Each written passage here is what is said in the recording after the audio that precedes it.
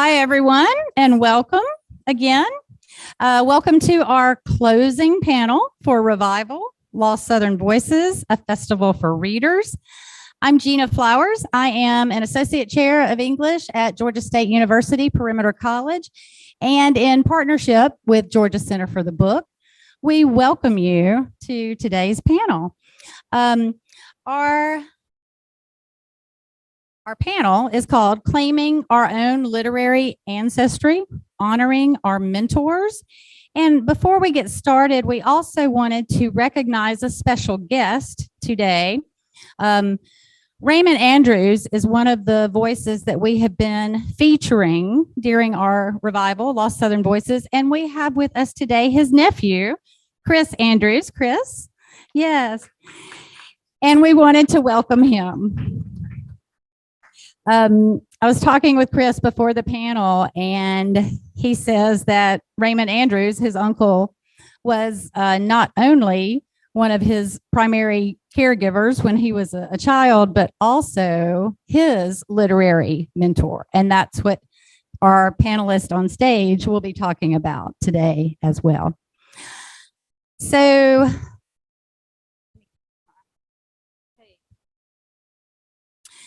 So today's moderator is Teresa Weaver, and I was asking her about her 2-line bio that she gave me because she's done many other things as well. And she said, well, it's not about me.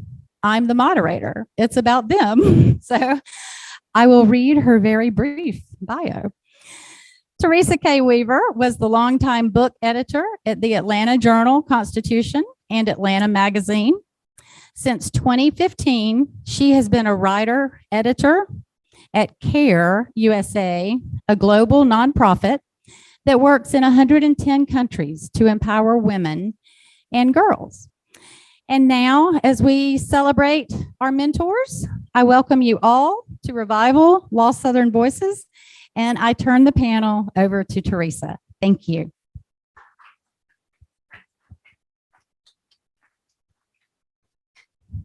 Thank you all for being here.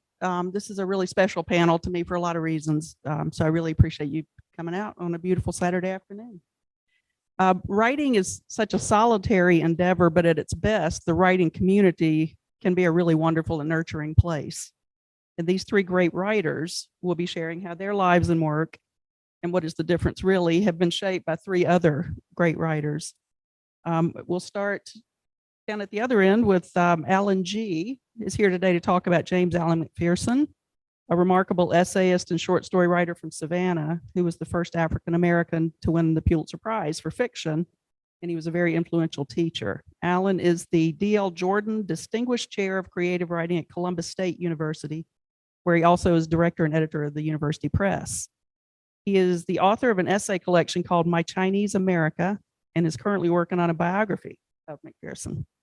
G's stories and essays appear in numerous journals, and he also is a pushcart editor at large and serves on the board of directors for terrain.org, an online journal that focuses on the nexus between the built and natural environments. Next to him is Caleb Johnson, who will be telling us about Brad Watson, a tremendously gifted novelist from Mississippi who died way too young.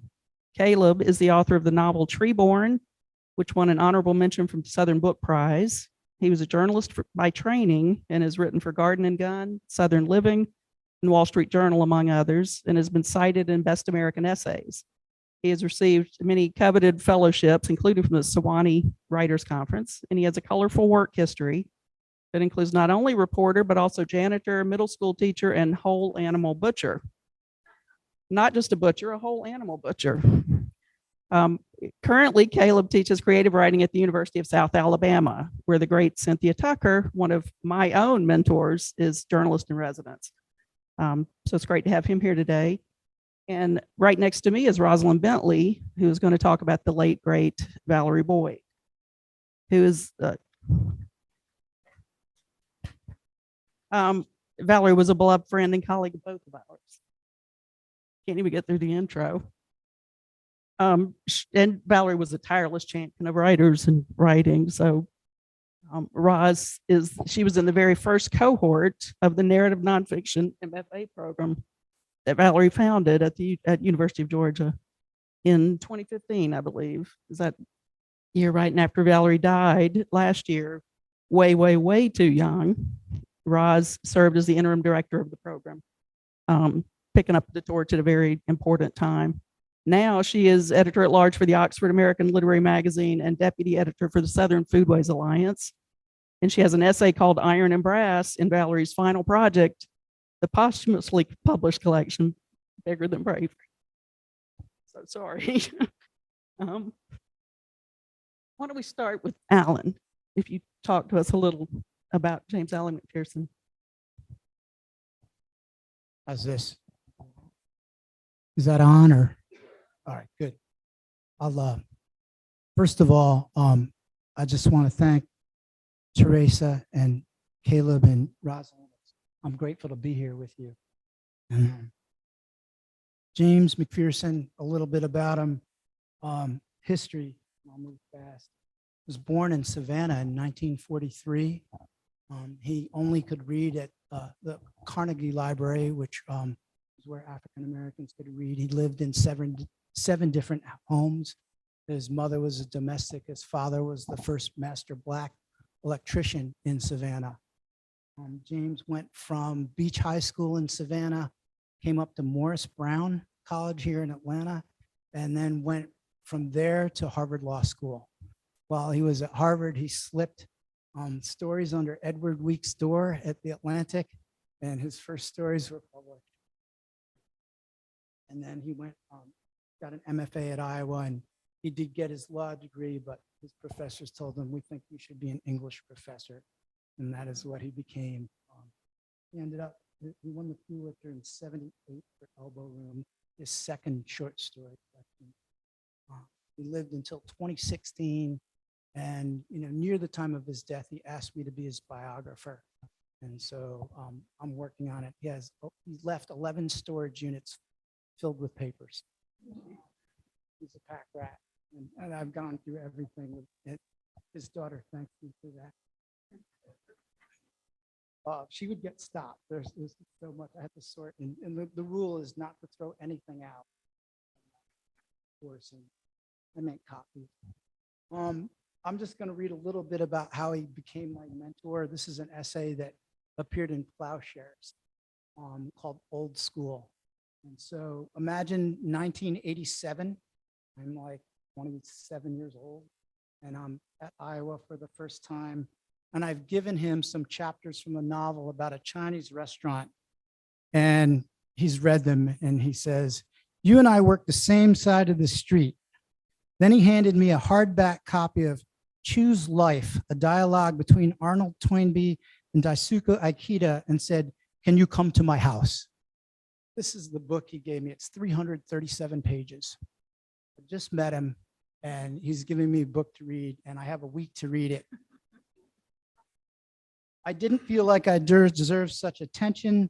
Still, I ended up driving each week to the eastern side of Iowa City, where James lived at 711 Rundell Street in a modest 2-bedroom, pale green, white-trimmed house. During those weeks, he handed me many books: Marcus Aurelius's Meditations, Miguel de Unamuno's The Tragic Sense of Life, Albert Murray's The Omni-Americans, Gustav Schwab's Gods and Heroes of Ancient Greece, Jefferson's writings, Ralph Ellison's Invisible Man in Shadow and Act, the collected stories of Isaac Babel, Homer's The Odyssey, Alex Harris's A World Unsuspected, containing an essay by James about his own early years, Juniko Tanazaki's In Praise of Shadows, Richard Wright's Native Son, and more. So each week we talked about a book. A few times I gave James pages from my novel, and we talked about those too. I admitted to him early on that I hadn't read his books yet, which amused him. But by the end of that fall, I told him I'd read Hue and Cry and Elbow Room. Do you know how lucky you are, Connie Brothers, the administrative assistant, asked me one day, remarking about my times with James. I told her I did, thinking of how somehow she saw and knew everything like some sort of Buddhist psychic, before I realized that James must have said something about our hours outside of class. I mentioned to another graduate student what was occurring. And she said in an accusatory voice that reminded me of Veruca Salt in Willy Wonka and the Chocolate Factory, asking for an everlasting stopper, why don't I get a mentor? My guilt compelled me to ask James what I should say. And he replied, tell her that sometimes certain people just get along and become friends. I felt grateful hearing that he thought of me as a friend, and contemplating those years, I know now that I was the beneficiary of old school mentoring. When Odysseus, the king of Ithaca, fought in the Trojan War and entrusted the care of his household to Mentor, who served as a teacher and overseer for Odysseus' son, Telemachus, mentoring unofficially began. From there, the term mentor eventually evolved to mean trusted advisor, friend, and wise person. Socrates and Plato, Haydn and Beethoven, Freud and Jung, this was mentoring too. And eventually I would learn that Ralph Ellison had been James's mentor. One night at the Foxhead and Iowa City bar, another graduate student said to me, what do you guys talk about? I shook my head and said it was too difficult to explain. Back then it was. How could I say that James was providing me with ideological perspectives that I would be able to apply to my Asian American identity for the rest of my life, to ward off any sense of inferiority based upon race, as far as my status as a citizen could be concerned? How could I express that he was passing down insights about how to read a short story or an essay or a novel that would serve me as a professor decades later? How could I know that we were only in the formative stage of what would evolve into a 29-year friendship? So what goes on from then is that after I graduate, every time I end up visiting him, I go through Iowa City, traveling across the country for one reason or another, and I stop and I visit him. And we're always talking about books, politics, the subject of the day. And James is so brilliant. He's got it all in his head. He's doing references to Greece, Rome. He's doing Japan. He's doing American folklore. He's doing Native American. He's reading all these sources. He would take like, what happens, how do we all prepare for death? And he would go through them. He would do like 8, and I would give like 3. And that's the kind of, the nature of the mentor. For me, he was always showing me what more there was to do. He worked nonstop, and I think that I helped fill in some of the time. Now that I'm older, I see it. He was divorced, and so his daughter would fly to visit him, and he would fly to visit her. He flew during the course of her, from when she was a baby to when she turned 18, over 1 million miles to see her. And it's quite amazing. He flew back and forth from Iowa City to Charlottesville, Virginia. He left Charlottesville. When the divorce came out, it was tough. Some of his friends that he thought were friends did not testify on his behalf at the custody hearing. They just preferred to stay out. And that wounded him. And so he went to Iowa and sought to find himself. And he did. He stayed there from 1981 to 2016. That became his home. And he did find the best of himself. He became a master teacher, was beloved, became the longest teacher in the history of the Iowa Writers Workshop for Prose. He's often not cited for that, which I'm eager to get to. I'm at about 10 minutes now, and the only other thing I'm going to say is that recently we had the AWP, Associated Writing Programs Award for the novel was named for him because he taught so many novelists. Right now in Savannah at the Carnegie Library, there's a plaque out front acknowledging him and Justice Clarence Thomas, who both used the library. And There is inside the library a Clarence Thomas reading room, and there is not a James Allen McPherson reading room. And that's my project to work on in terms of legacy.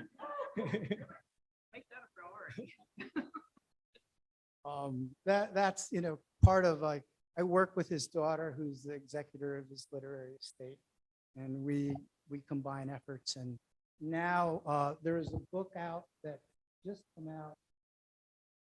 It is here. I saw it ordered. Called I'm Becoming an American Writer. It's some of it, about half of it is essays that were not collected in his first essay collection, A Region Not Home. And the dean just published it this spring. And so it's a wonderful book. And I gathered all the nonfiction for it. He gave all the nonfiction in his papers that was not published, in his first collection, gave it to the editors. They picked some, and next is a book of letters, thousands of letters. That's my James McPherson. So thank you.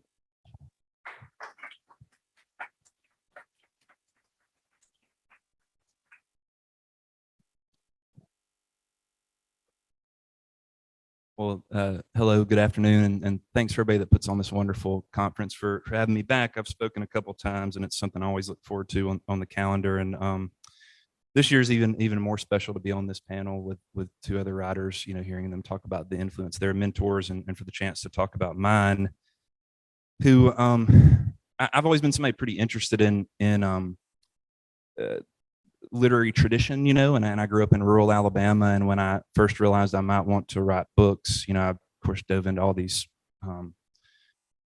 Southern writers, and Southern literature spoke to me because of the way it sounded and the way it felt and the landscapes in it. And Brad Watson's work was some that I eventually discovered, and I went to, as I'll talk about in this piece, to Wyoming, to Laramie, Wyoming, left Alabama for the first time in my life to live, because I wanted to study with him, and it began a friendship that tragically only lasted a decade. It's one I thought would last much longer than that, and he died very suddenly in the summer of 2020. But anyway, I've written this piece and delivered a version of it at his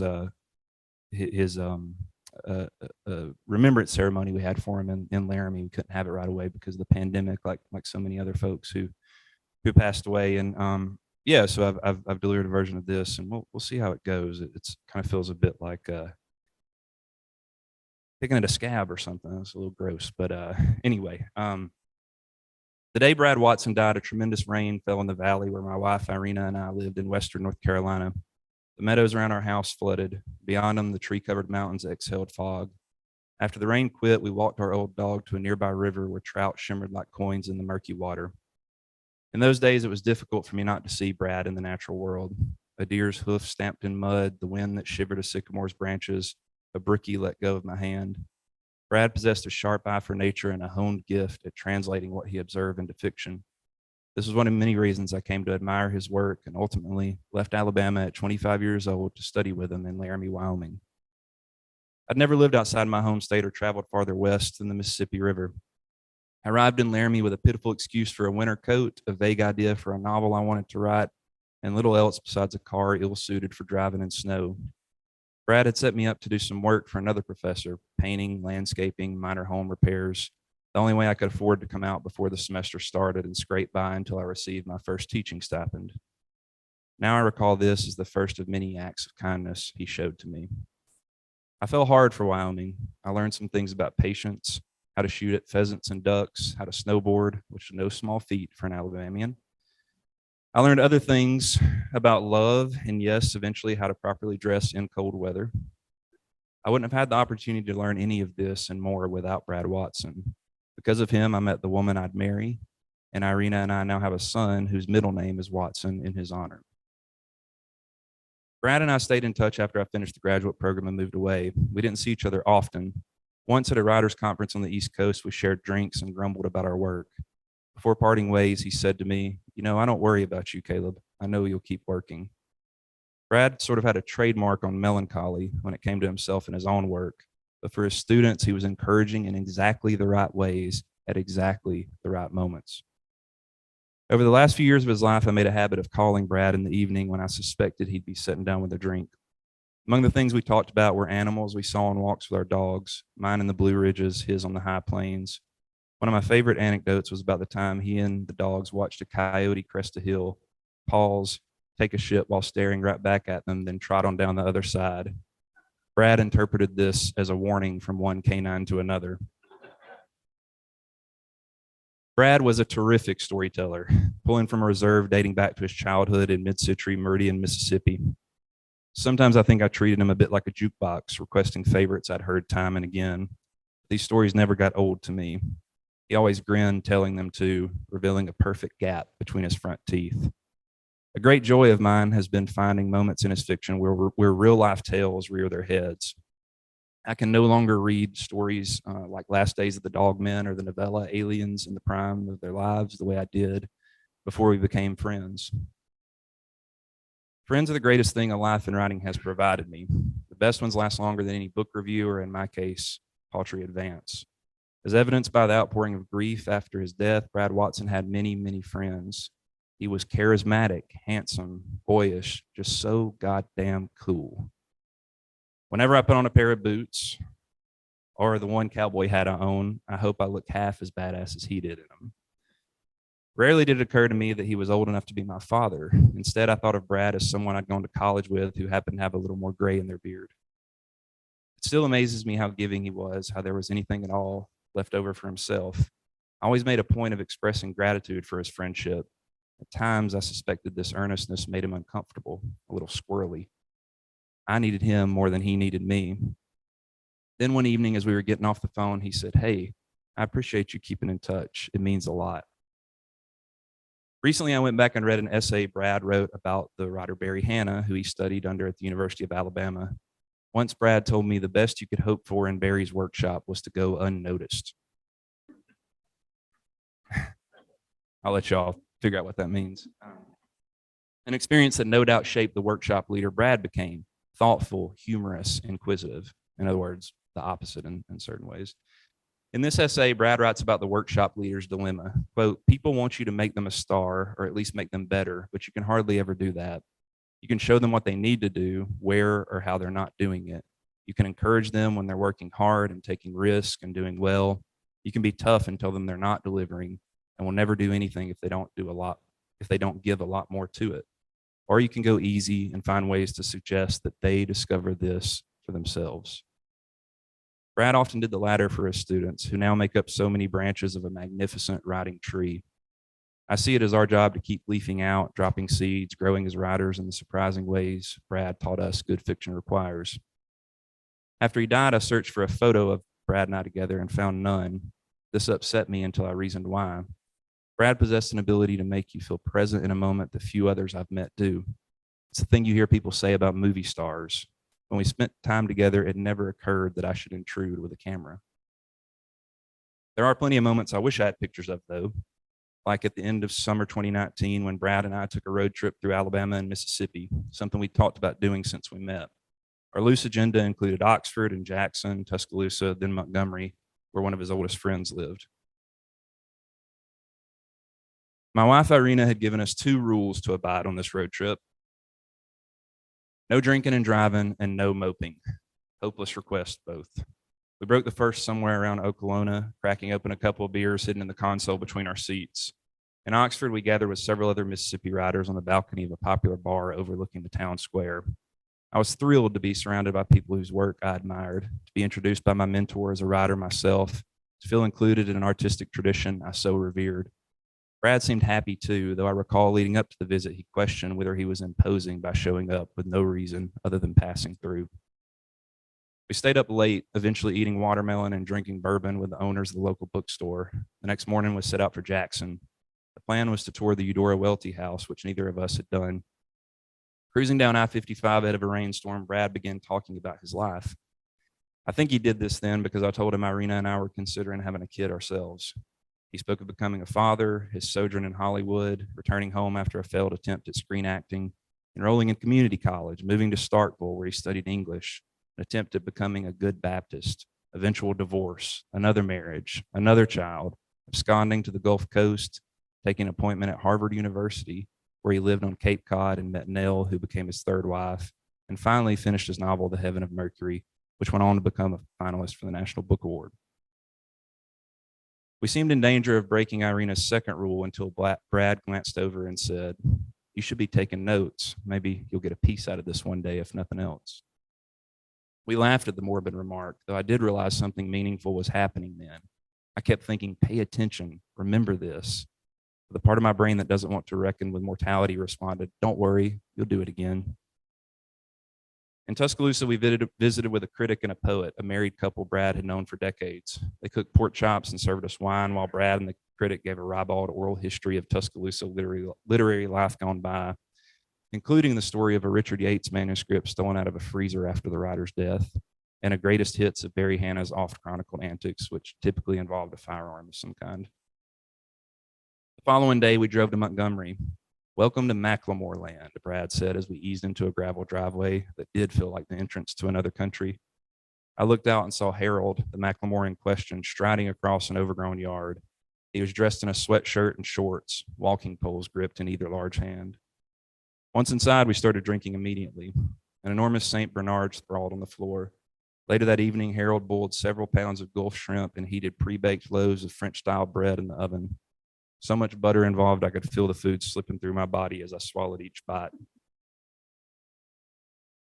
After dinner, still at the table, Brad and Harold decided to take turns reading aloud the work of the poet James Wright, who they both admired going back to their time together in Tuscaloosa, where they studied creative writing and were involved in founding the Black Warrior Review, which is a great literary journal that's still published out there. Brad chose a poem called "Lying in a Hammock at William Duffy's Farm in Pine Island, Minnesota." I've sat through many poetry readings, but none moved me the way Brad did when he spoke. "Over my head, I see the bronze butterfly asleep on the black trunk, glowing like a leaf in green shadow. Down the ravine behind the empty house, the cowbells follow one another into the distances of the afternoon. To my right, in a field of sunlight between two pines, the droppings of last year's horses blaze up into golden stones. I lean back as the evening darkens and comes on. A chicken hawk floats over, looking for home. I have wasted my life." The sense of enlightenment in that last line can be difficult to confront unless we note it comes only after several moments of careful noticing, kind of presence that borders on the spiritual to me. It's no wonder Brad loved with this one so much. The next morning, I woke early to catch a Greyhound bus while Brad stayed on in Macklemore land and maybe rode a little bit before returning west. When I got home, I did write down my memories of the trip and use them to put together parts of this talk, the eulogy I gave for Brad and Laramie more than a year after he died. In doing so, I stumbled upon Brad's essay I referenced earlier, where he describes an attempt to bring his mentor, Barry Hannah, who was very sick in his last years, to Laramie. Quote, "I really wanted to see Barry, to take him trout fishing the way he'd often said he wanted to come out and do, to see him marvel at the beauty of the mountains and clear little rivers here, the wildlife, the vistas. It felt to me as if it would be a culmination of some sort, that it would bring our friendship full circle." I understand the urge to close such a circle. The tragedy is, in this case, I cannot. Brad left us without a warning. Others sometimes give. But I also think it is quite necessary, the desire for closure, I mean. Because if you spent time with Brad, then each and every moment, joke, story, grin, drink shared was in fact a tiny circle closing. Those moments accumulated and accumulated and accumulated. We carry them yet. Some will inevitably drop, let roll away into the wake of time, but others will keep, fitting perfectly in the palm of our hands, where we can hold them up to the light sometimes and look as closely as we like.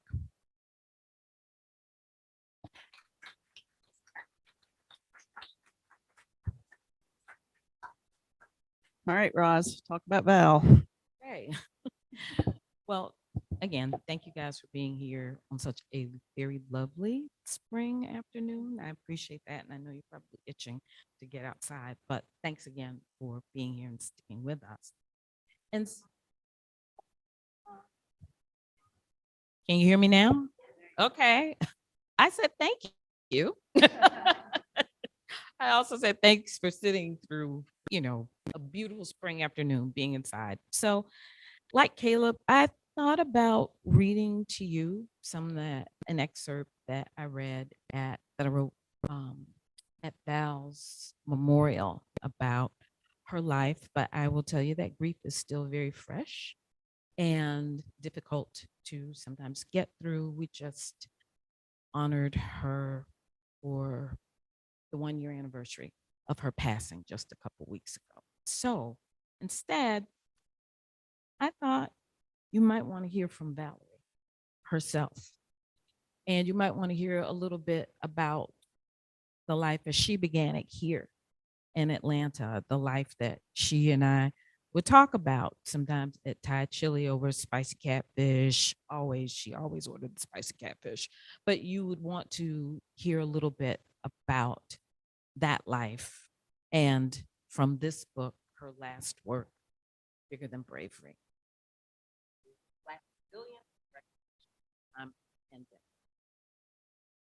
And so this is the introduction, a bit from the introduction, Profit and Loss. My daddy was not a numbers runner, though he was once mistaken for one and arrested.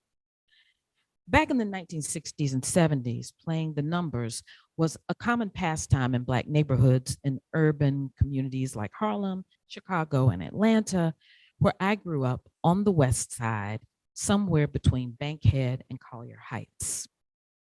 Working men, homemakers, single mothers, and corner dwellers would whisper a 3-digit prayer to the neighborhood numbers runner who jot down the wish-fulfilling formula on a betting slip.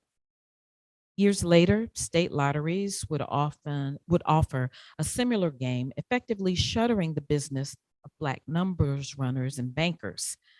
But back in the day, it was a racket controlled by Black men and women in their own communities. Though illegal and sometimes dangerous, it offered the promise of a shaky stepping stone to better financial days for runners and players alike.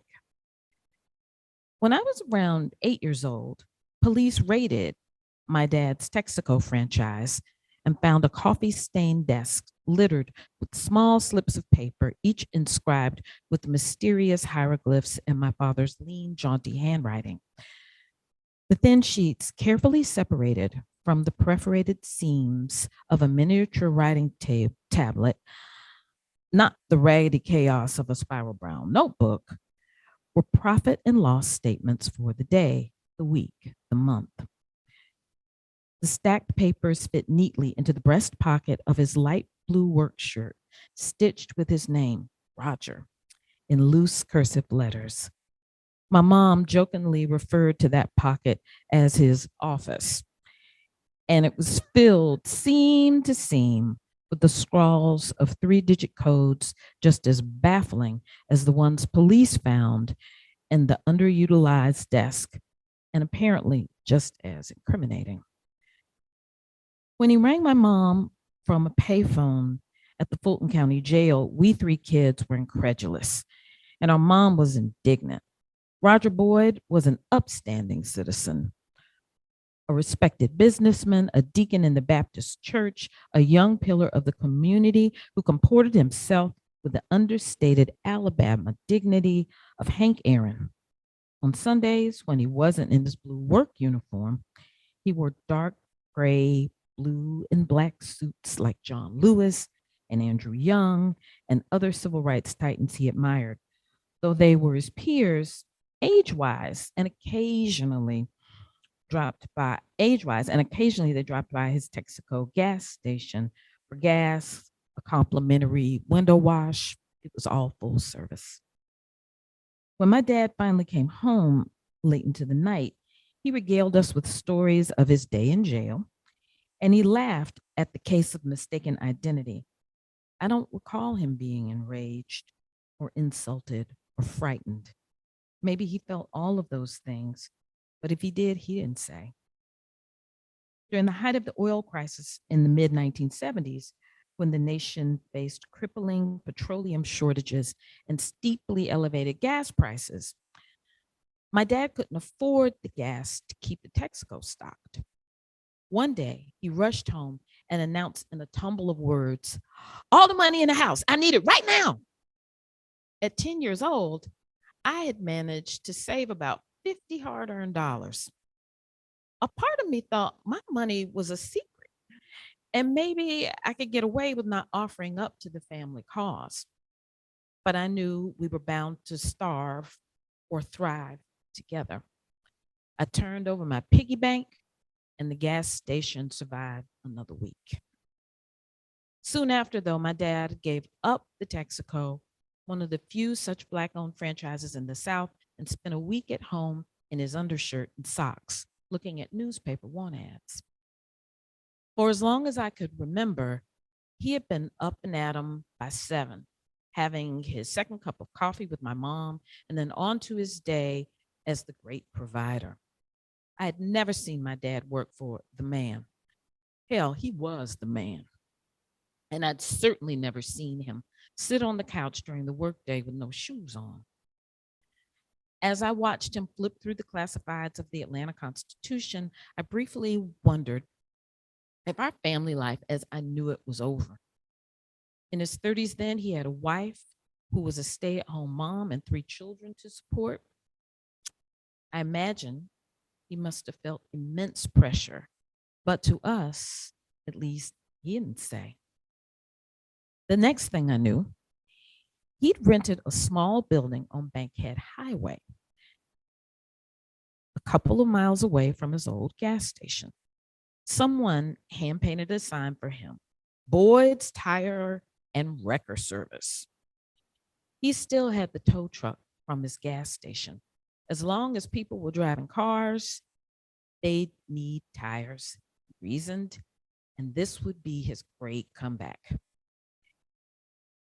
It was a moment of glory for us all. My mom, my 2 brothers, and I believed in him and banded together in our family business. And on Sundays after church, we opened up the shop for afternoon sales. The building, which my mom persistently called the milk jug in honor of the past life as a drive-through convenience store, was so small that the tires and the humans couldn't all fit at once in the building. She and I worked the cash register inside while my dad worked the customers outside, my brothers watching him and memorizing it. It was like an alternative happy ending to A Raisin in the Sun. Dad eventually moved the business to a larger building down the street, where he remained for 35 years before reluctantly retiring. And so, this is the Valerie that I knew. Ours was, as friends and as mentors, an oral tradition. We talked about our families often because our backgrounds were very, very similar. We were Black women who came of age post-integration. We were that next generation that was supposed to feel promise and realize that. And so as I'm reading this, I'm telling you these beginnings of Valerie because these are lessons I learned from her as a friend, but also as a mentor. And just as her father was the same age as the men that she mentioned, Valerie and I were separated only by 3 weeks. We were born 3 weeks apart. And so I always admired her for her grace, her determination to set her own path, and really what was possible for Black women in both the journalistic and literary world. And something I want to tell you about Valerie. Valerie was one of the most beautiful writers I knew. But Valerie's heart, always, even in her final days, Valerie was still at heart a journalist. Valerie would always talk about how when she went to Medill School of Journalism, she made the decision that her life's work was going to be telling the stories of Black people and certainly uplifting the voices of Black women. And that was what her work was going to be. And she set about doing that. I don't know if any of you ever saw her. It would be considered now like a zine. She started one called 8 Rock for young women. This was back in the 80s. Then there was Black Health Quest, because she saw that Black women weren't talking enough about their own health, about their ways of being in the world, and how the stressors in a world where you are often othered, what that does internally to your body. And that became pretty prophetic later in her life. But I will tell you, sorry, this is a lot harder than I thought it was going to be. But I will tell you that journalistic mission, that is how we bounded. I remember reading 8 Rock. I remember seeing Health Quest. Valerie was here working in Atlanta. I was working as a journalist in Minneapolis. My partner and I decided we wanted to move back south, right? To be closer to our families. I get an interview with the Atlanta Journal-Constitution, and I notice there's this Black woman. I figure, oh, that's Valerie Boyd, because really there are only a handful of Black journalists, right? There are like 12 of us, right, in the country at that point. I'm really exaggerating, but ours is a very small group. And so Valerie, at the end of the workday for her, at the end of the interview day for me, we're sitting outside the building of the AJC, and I'm waiting on a ride to go home. And she, in her quiet way, sits down and, hey, so how'd it go today? We talk and we talk. And I decide I'm going to impress her, because at this point, Valerie has written the definitive biography of Zora Neale Hurston, right? Wrapped in Rainbows. So I let her know. I've read this book. I also let her know that she has an error in her title. So I say to her, when you read Zora's work, what Zora is saying, or what she wrote, was, I have been in Sorrow's kitchen and licked out all the pots. Then I have stood on the peaky mountain, wrapped pen in rainbows, with heart and sword in my hand. I said, so, she said, wrap pen, not wrapped. Why'd you do that? And Valerie's eyes got huge. And I thought, I'm not getting this job. No way. That's not happening. And then she said, oh, so you're a Zora head. From that moment, that was a friendship that lasted 20 years. And so I tell you this story because Valerie was the type of person who met you where you were at. And if you showed a love for Black literature and Black people, she could suss that out within a second. And then she would take you in, if you will. That was just kind of her way. And so she talked about for years building this program at the University of Georgia, where she wanted to give mid-career journalists an opportunity to tell stories the way she had, right, with Wrapped in Rainbows. And I will never forget her telling me, Roz, I'm going to do this. She talked about it for years. And finally, she said, you need to apply. I want you to be in the first class. And I doubted myself. I don't know. She was like, no, just apply.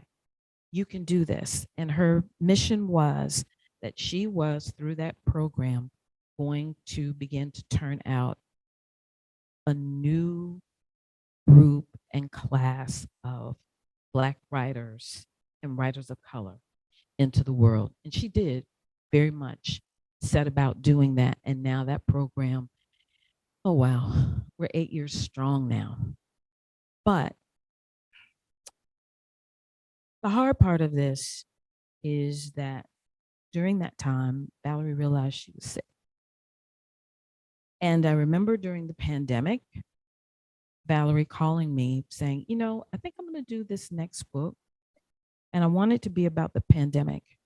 And I want to hear the voices of Black folks as we experience this, because during the pandemic, Valerie had to bury her own father, and she had this type of funeral for him that was the antithesis of what she thought he believed.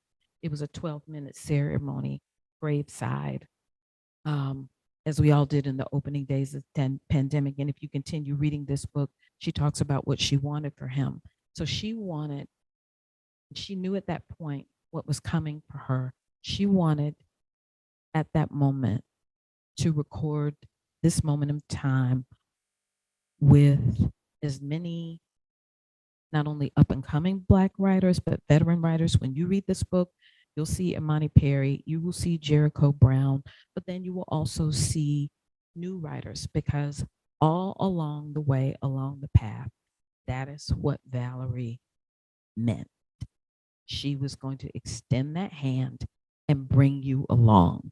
And so you see this here within Bigger Than Bravery. And I hope that all of you have it. Yes, going to get it and read it. You should, because this was her last work. But what it symbolizes for me is that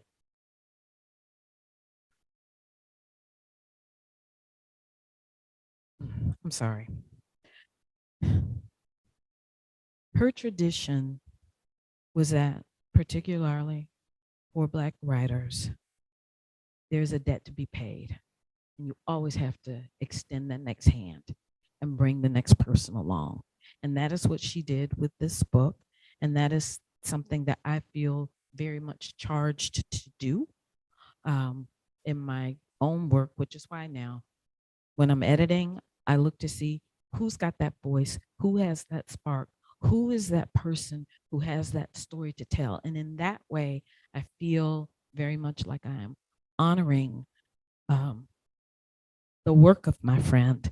I will tell you, there are probably some stories I wish I could tell you, but again, it's still very hard to tell some of those stories. But what I will tell you this, in Valerie's last week, she was in the hospital. Very few of us knew what was going on. Not all of her students. She taught to the very end. A student contacted her about turning in her writing packet for, because Valerie was mentoring her, turning in your packet. But then she started talking about some other projects that she wanted to do and just going on and on.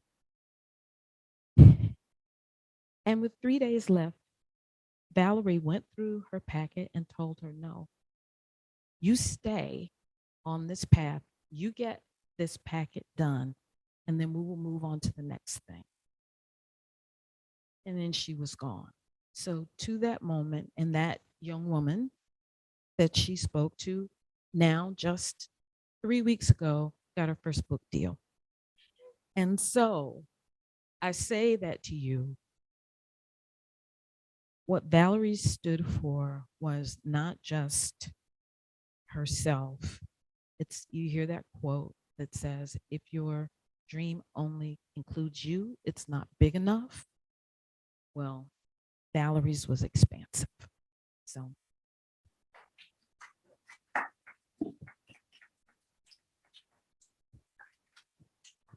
Oh boy, thanks. Okay. Let's talk about something else. We'll come back to Valerie.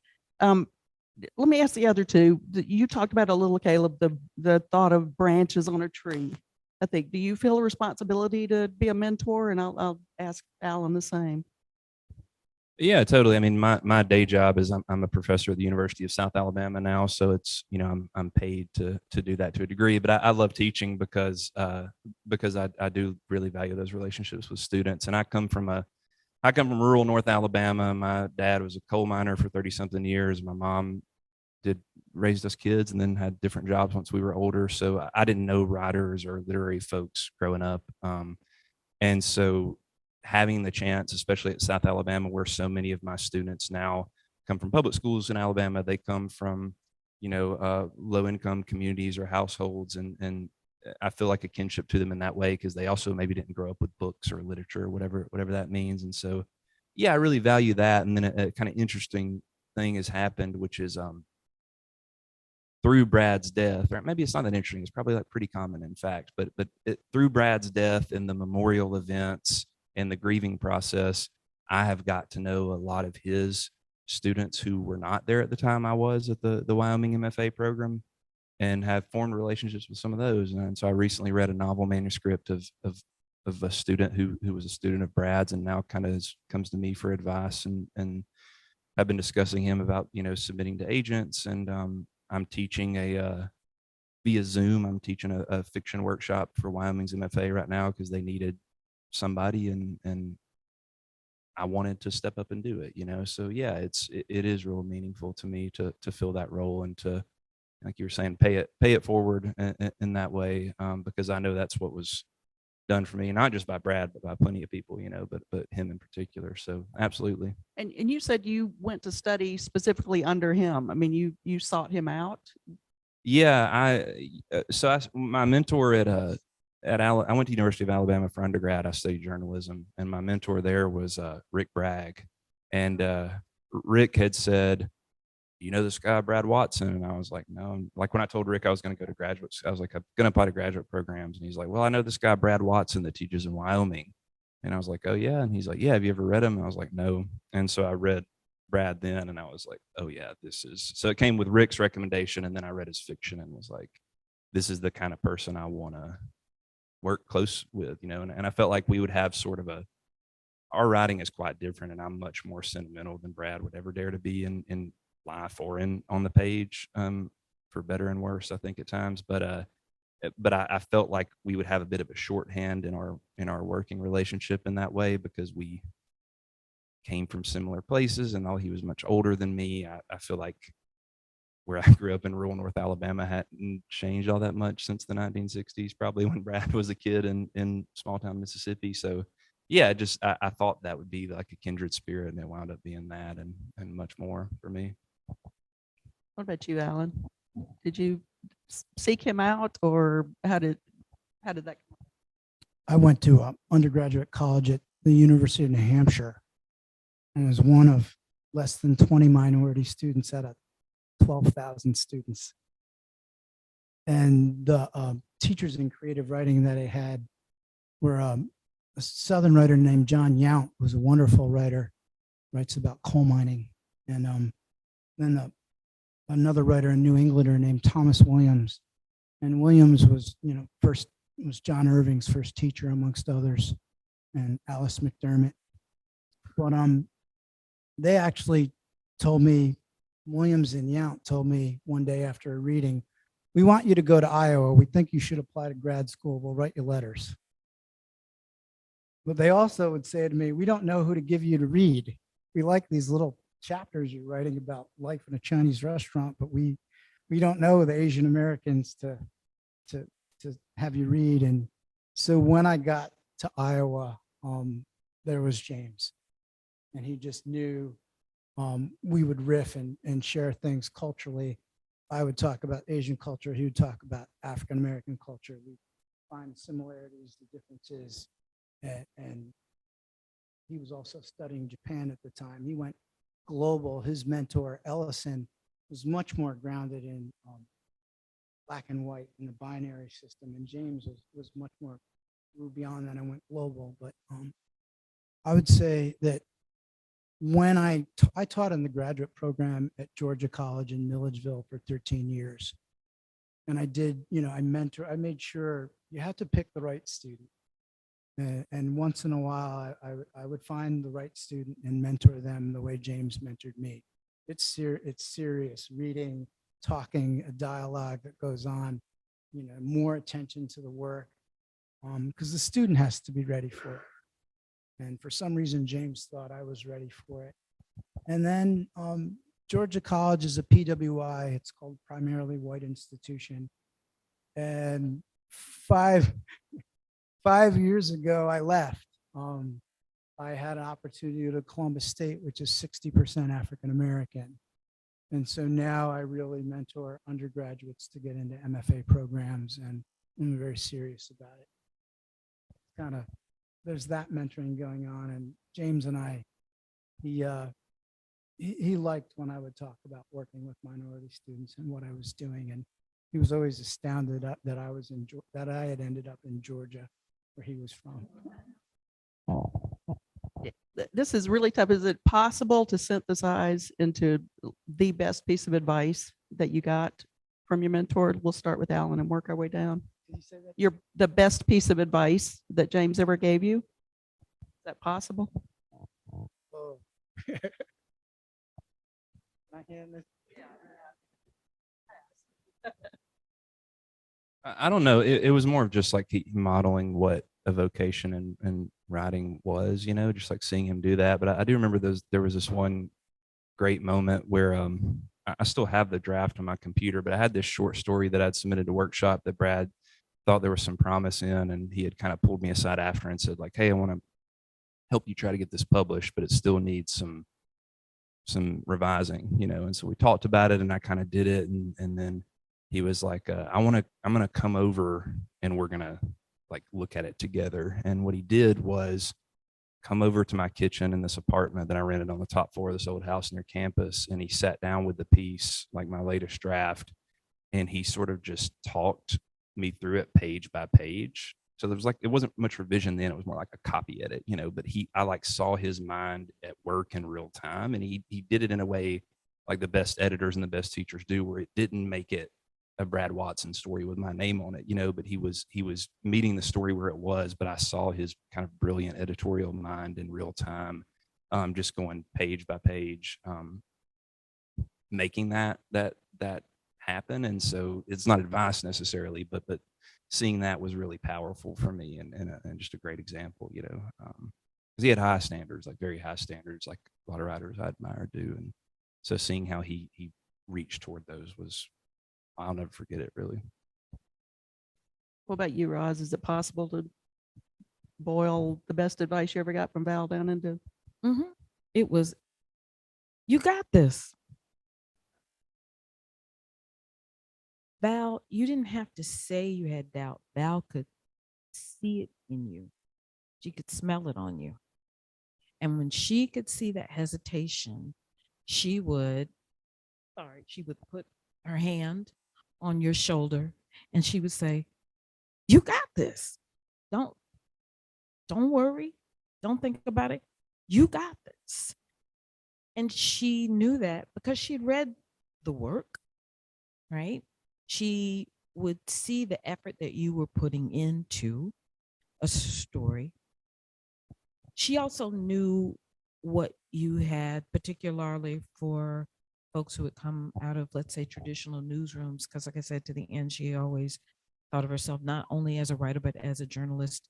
She knew what you had gone through, being quite often one of the very few people of color in a news organization. So she knew what it was to clear that hurdle.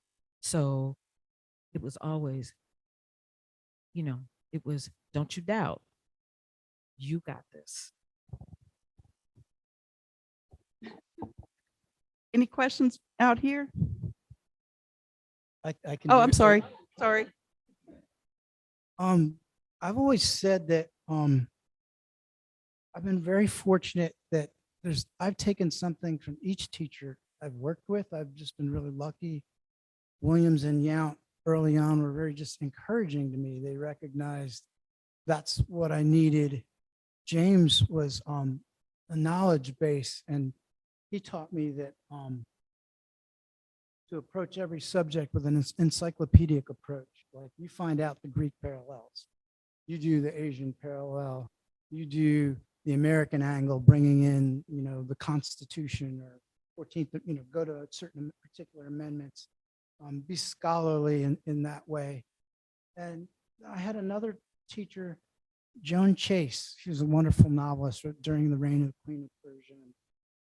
She sat with me once and went through my sentences like a poet, pruning and pruning the language and saying, well, if you do this, so I've had different teachers all over the time. And that's what I tell students, like, look for what each teacher can provide for you. Don't expect one to give everything to you. You're fortunate if you do, like if you have the mentor relationship developed.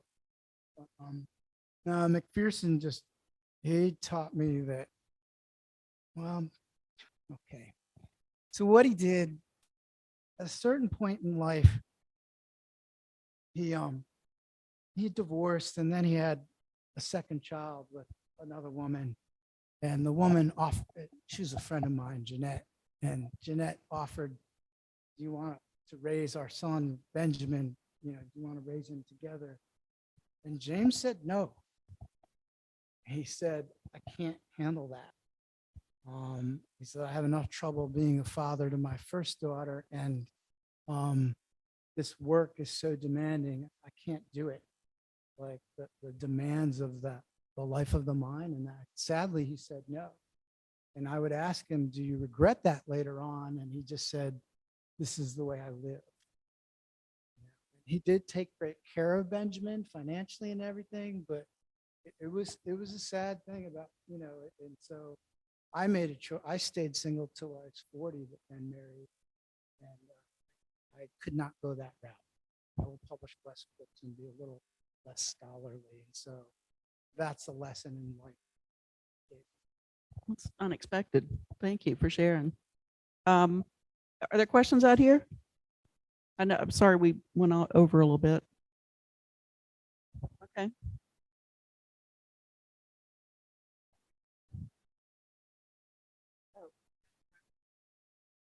Journalist who never stops.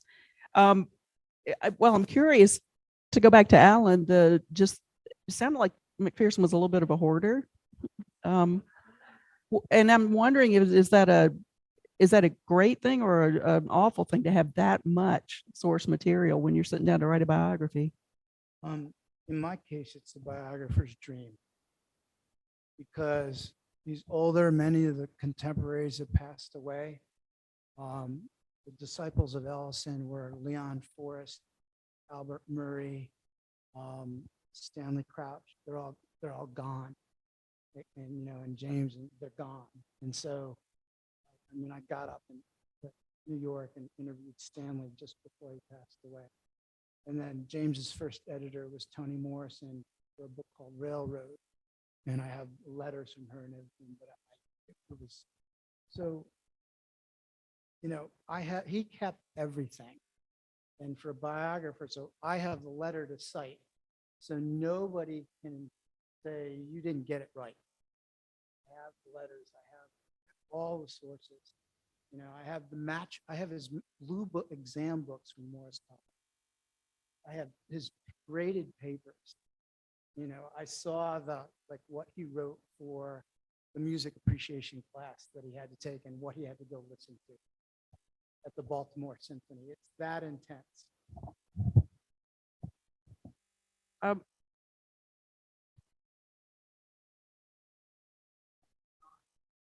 We went through all of them. So he passed in 2016. We spent, a good 4 years going through things in stages. And, some of them did not have literary stuff. There'd be toys, there'd be magazines, because he was a hoarder of magazines, and he had 10,000 DVDs when he died. He watched music. This is a joke, but he'd say, after a workshop, I can restore my sense of perfection by watching perfection as possible by watching a classic movie. But the one thing I learned was to be careful. I went through everything fine-tooth comb. I found his working manuscript for Elbow Room, second short story collection, Pulitzer winner, in the bottom of a box underneath a pile of credit card receipts. To him, he was a humble guy. He just worked, he wrote the work, did it, and he would clear every year. He would clear off his kitchen table, throw things in a box, and move on, and throw it. And he knew he was important, that people would want to write about him. Somebody would, but he's just like, I got work to do. I'm next thing. I think there's a lot of humility in all three of these writers. I never met McPherson, but Brad Watson I met. I think he had just written his first novel, and he seemed completely perplexed why anybody would want to interview him about that. And then I saw him the last time he was in town, which was 2018. I think he did the keynote at the Townsend Prize Awards.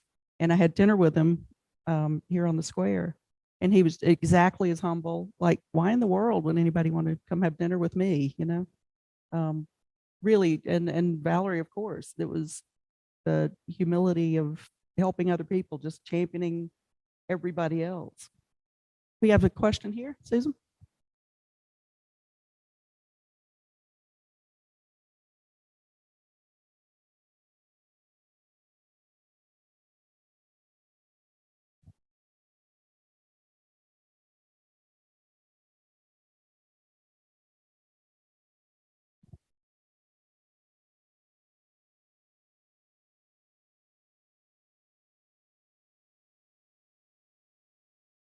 All right.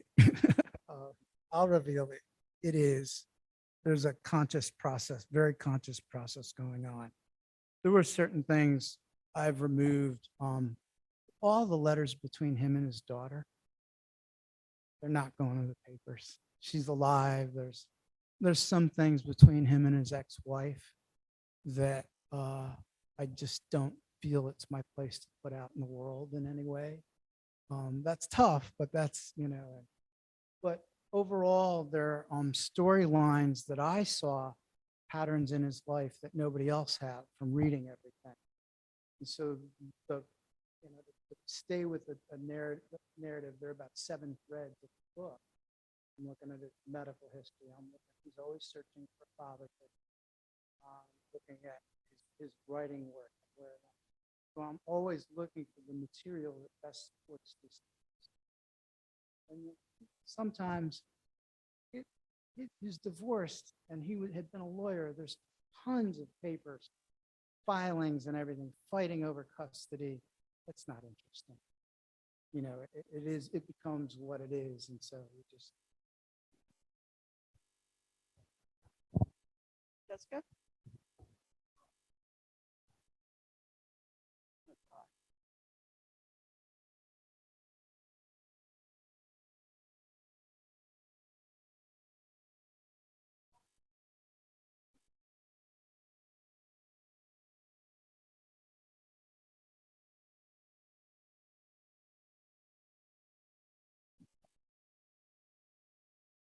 She deeply admired Zora's work, but the flesh and blood folks that she met, when you would talk to Valerie always, how do I say this? Valerie's always would say that her family had no idea what she did.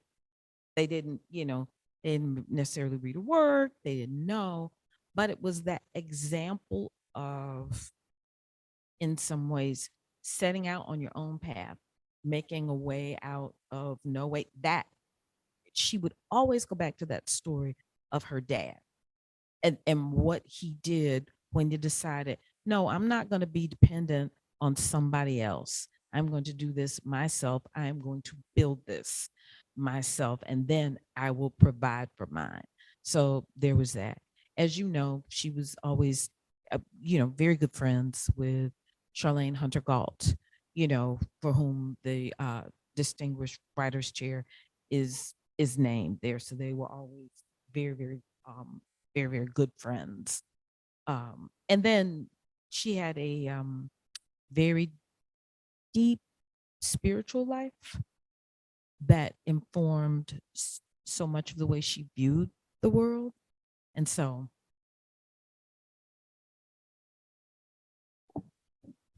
I don't know that I can add to that. She had a really deep relationships with so many people. Monica Kaufman Pearson was, I think she would say that Valerie was her mentor, but I think Valerie also learned a lot from her about being a Black woman in a job at the time. I mean, Monica was a kind of a pioneer. So they formed a really deep friendship. So there were lots of people like that. Cynthia Tucker at the AJC, they had an interesting relationship. I mean, Valerie and Cynthia kind of playing off each other. And Cynthia, when she left newspaper work to start teaching as a professor, she leaned very heavily on Valerie to show her the way. But I think Valerie in turn learned a lot from her about, again, navigating in a world. So she did, she, you know, one of the glories of Valerie was how close she was to so many people. Thank you for the question. Let's talk about what y'all are working on next. And Alan, you've got the biography. Are you working on a novel too? Did I read that somewhere?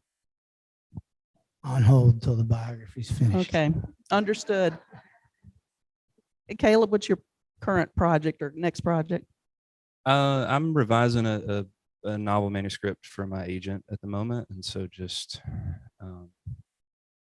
yeah, that's all I can say is just the slow plod Yeah. of that from day to day. Well, good luck. Yeah, thanks. What about you? I'm gonna be real pedestrian. I'm just trying to get the summer issue out. Nothing The pedestrian about American. that. No, doing that, and then my book proposal from my agent, which is due fairly soon. You want to talk about what that is? I do not, But they never do, and I always have to ask, you know. and that's a journalist. Well, thank you so much, everybody, for being here. Thank you all.